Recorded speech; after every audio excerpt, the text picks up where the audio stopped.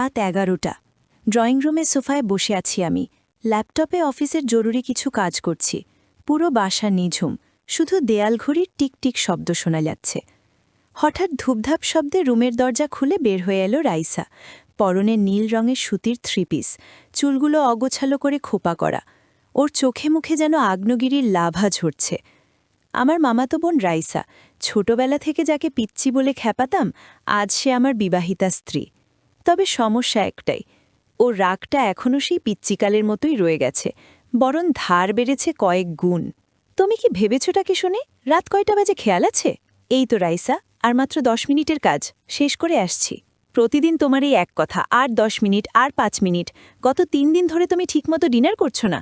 আমার রান্না করা খাবারগুলো টেবিলে বসে বসে মশাই খাচ্ছে, আর তুমি এখানে ল্যাপটপ নিয়ে প্রেম করছো। আরে ধরো, ল্যাপটপের সাথে কেউ প্রেম করে নাকি? শোনো না, এই প্রজেক্টটা শেষ হলে আমরা আগামী সপ্তাহে কোথাও ঘুরতে যাব। আমাকে ঘুষ দেওয়ার চেষ্টা করবে না একদম। আমি তোমার সেই পিচ্চি রাইসার নি, এই যে একটা চকলেট দিলেই ভুলে যাব। আমি এখন তোমার বউ, আর আমার হুকুম হলো এখনই ল্যাপটপ বন্ধ করে খেতে চলো, না হলে ওই ল্যাপটপ আমি বারান্দা দিয়ে নিচে ফেলে দেব। আমি জানি ও যেটা বলে সেটা করার ক্ষমতা রাখে। একবার ছোটবেলায় ওর পুতুলের বিয়েতে আমি ঠিকমতো দাওয়াত খেতে যাইনি বলে ও আমার প্রিয় কমিক্স বই ছিঁড়ে কুচি কুচি করে দিয়েছিল। বাবারে, তোমার রাগ তো দিন দিন বেড়েই চলেছে। আচ্ছা ঠিক আছে, এই তো বন্ধ করলাম, চলো খাই। কিন্তু এত রাগলে তো কপালে তাড়াতাড়ি ভাঁজ পড়ে যাবে, তখন কিন্তু তোমাকে বুড়ি দেখাবে। আমাকে বুড়ি দেখালে তুমি আরেকটা বিয়ে করবে, তাই না? ওই মতলব তো তোমার আগে থেকেই আছে। এসো, আজ তোমার একদিন কি আমার একদিন। আমি দীর্ঘশ্বাস ফেলে ওর পেছনে পেছনে ডাইনিং টেবিলের দিকে হাঁটতে শুরু করলাম।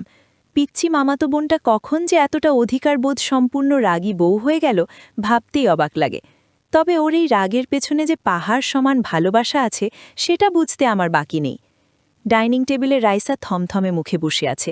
ও প্লেটে ভাত বেড়ে দিচ্ছে ঠিকই, কিন্তু চামচের শব্দে বুঝিয়ে দিচ্ছে ভেতরে কতটা ঝড় বয়ে যাচ্ছে। আমি চুপচাপ ওর সামনে গিয়ে বসলাম। ছোটবেলা যখন ওর কোনো খেলনা ভেঙে দিতাম, তখনও ঠিক এভাবেই ঠোঁট উল্টে বসে থাকত। তফাৎ শুধু একটাই, তখনও কাঁদত, আর এখনও আমাকে কাঁদিয়ে ছাড়ার প্রস্তুতি নিচ্ছে। বাহ, ইলিশ মাছ ভাজা আর পাতলা ডাল, আমার তো প্রিয় মেনু। রাইসা, তুমি আসলেই আমার মনটা বোঝো।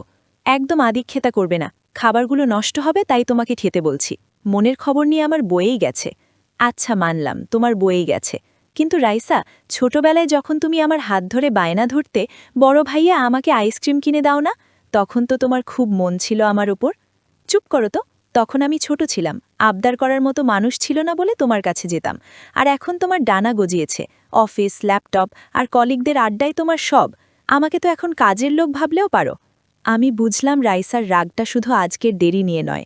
গত কয়েকদিন ওকে একদম সময় দিতে পারিনি, সেই অভিমানটাই এখন আগ্নেয়গিরি হয়ে ফাটছে। আমি হুট করে ওর হাতটা ধরলাম। হাত ছাড়ো, খাওয়ার সময় এসব কি শুরু করলে? একদম নাটক করবে না বলছি। রাইসা, এই দেখো, আমার দিকে তাকাও। তোমার মনে আছে ক্লাস 4-এ পড়ার সময় যখন তুমি তোমার স্কুলের বার্ষিক পরীক্ষায় ফেল করলে, তখন আম্মুর বকুনি থেকে কে বাঁচিয়েছিল তোমাকে? তুমিই তো আম্মুকে বলেছিলে তোমার স্কুলের রেজাল্ট কার্ড হারিয়ে গেছে। আসলে তুমি ওটা লুকিয়ে রেখেছিলে, যাতে আম্মু সই করতে না পারে। একদম ঠিক, সেই ছোটবেলা থেকে আমি তোমার সব আবদার, সব ভুল সামলে রাখছি। আর তুমি বড় হয়ে গেছো বলে এখন আমাকেই ধমকাচ্ছ? আমার সেই পিচ্চি বোনটা কি হারিয়ে গেল? রাইসার চোখগুলো হুট করে টলমল করে উঠল। ও মাথা নিচু করে নখ দিয়ে প্লেটের কোণা ঘষতে লাগল। ওর রাগের খোলসটা ভেঙে এখন অভিমানটা বেরিয়ে আসছে। আমি কি তোমার সাথে এমনি এমনি ঝগড়া করি? তুমি সারাদিন বাইরে থাকো, ফিরে এসেও কম্পিউটারে মুখ গুজে বসে থাকো। আমি যে সারাদিন বাসায় একা একা তোমার জন্য অপেক্ষা করি, সেটা কি একবারও ভেবে দেখো? তোমার সেই পিচ্চি বোনটা এখন তোমার ওপর নির্ভর করে বেঁচে থাকে, কিন্তু তুমি তাকে পাত্তাই দাও না। আমি বুঝতে পারলাম মজার ছলে ওকে রাগানো ঠিক হলেও ওর একাকিত্বটা আমি খেয়াল করিনি। আমি টেবিল থেকে উঠে ওর পেছনের দিকে গিয়ে দাঁড়ালাম। ওর 2 কাঁধে হাত রাখলাম। I am really sorry Raisa, আসলে কাজের চাপে আমি খেয়ালই করিনি আমার বউটা একা হয়ে যাচ্ছে। চলো, এই উইকেন্ডে আমরা ঢাকার বাইরে কোথাও থেকে ঘুরে আসি, যেখানে কোনো অফিস থাকবে না, কোনো ল্যাপটপ থাকবে না, শুধু তুমি আর আমি। সত্যি যাবে তো, নাকি আবার শুক্রবার সকালে বলবে অফিসে জরুরি মিটিং আছে রাইসা, আর যাওয়া হচ্ছে না? উবল্লার কসম, একদম যাব। আর যদি না যাই, তবে তবে তুমি আমার ল্যাপটপটা বারান্দা দিয়ে ফেলে দিও, আমি কিচ্ছু বলবো না। ফেলে দেব মানে? অবশ্যই দেব। আর শোনো, কাল সকালে তুমি অফিসে যাওয়ার সময় আমাকে নিউ মার্কেট নামিয়ে দিয়ে যাবে, আমার অনেক কিছু কেনাকাটা আছে। এই তো ফিরে এসেছে আমার সেই চিরচেনা পিচ্চি বোনটা। আচ্ছা বাবা, চলো এবার হাসি মুখে ডিনারটা করো। তোমার হাতের ইলিশ মাছের ঘ্রাণে আমার ক্ষুধার দ্বিগুণ হয়ে গেছে। এখন তো ক্ষুধা লাগবেই। বসো বলছি, আরেকটু ভাত দিচ্ছি। সবটুকু না খেলে কিন্তু আজ খবর আছে। আমি প্লেটে ভাত নিতে নিতে বললাম, বউ যদি একটু রাগী হয় আর তার মাঝে যদি এমন ছোটবেলার মতো মায়া লুকিয়ে থাকে, তবে সেই রাগ হজম করাও যেন এক পরম তৃপ্তির ব্যাপার। সকাল 7টা। জানালার পর্দা ভেদ করে হালকা রোদের ঝিলিক এসে পড়ছে রাইসার মুখে। ঘুমন্ত অবস্থায় ওকে ঠিক সেই ছোটবেলার পুতুলের মতো দেখাচ্ছে। কিন্তু আমি জানি, ঘুম ভাঙলেই এই মায়াবী মুখটা আবার লেডি হিটলার হয়ে যেতে পারে, যদি আমি ট্যুরের কথা ভুলে যাই। আজ আমাদের গন্তব্য সিলেট। আমি রাইসার নাকে আলতো করে টিপ দিয়ে ডাকলাম, এই যে মহারানী, উঠুন। ট্রেন মিস করলে কিন্তু আমাকে আর দোষ দিতে পারবেন না। আর 5 মিনিট? কেন যে মানুষ এত সকালে ঘুরতে যায়? আচ্ছা ঠিক আছে, তাহলে তুমি ঘুমাও, আমি টিকিটটা ক্যান্সেল করে দিই আর অফিসে গিয়ে কাজ ধরি। খবরদার, অফিসের নাম নেবে না একদম। আমি এই রেডি হয়ে নিচ্ছি, তুমি শুধু ব্যাগগুলো চেক করো, আমি সব গুছিয়ে রেখেছি। ঘণ্টা 3 পর আমরা উপবন এক্সপ্রেসে। রাইসাব জানালার পাশে বসে বাইরের দৃশ্য দেখছে।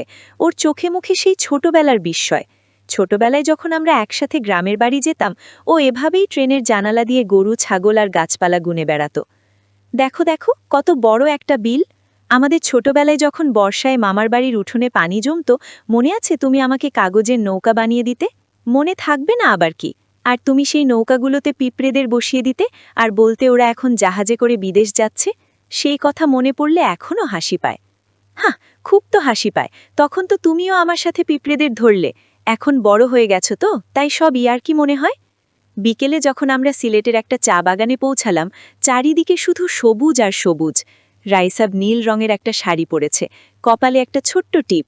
ওকেই সবুজ প্রকৃতির মাঝে নীল অপসরীর মতো লাগছে। আমি মুগ্ধ হয়ে তাকিয়ে আছি দেখে ও একটু লজ্জা পেল। কি দেখছো ওভাবে? আমি জানি আমাকে আজ একটু বেশি সুন্দর লাগছে, কিন্তু মুখে বলতে হবে না, ছবি তুলে দাও। আচ্ছা ম্যাডাম, আপনার হুকুম শিরোধার্য। একটু হাসুন তো। রাইসা পোজ দিয়ে দাঁড়িয়েছিল, কিন্তু ঠিক সেই মুহূর্তে একটা ফড়িং ওর ঘাড়ে এসে বসল। অমনি রাইসার সেই চিরাচরিত চিৎকার, ওরে বাবা, কি ওটা? তাড়াতাড়ি সরাও। নীলু ভাইয়া, তুমি হাসছো কেন? সরাও এটাকে। আমি ওর ভয়ের সুযোগ নিয়ে হাসতে হাসতে বললাম, আরে ওটা তো তোমার ছোটবেলার বন্ধু ফড়িং, ও তোমাকে চিনতে পেরেছে।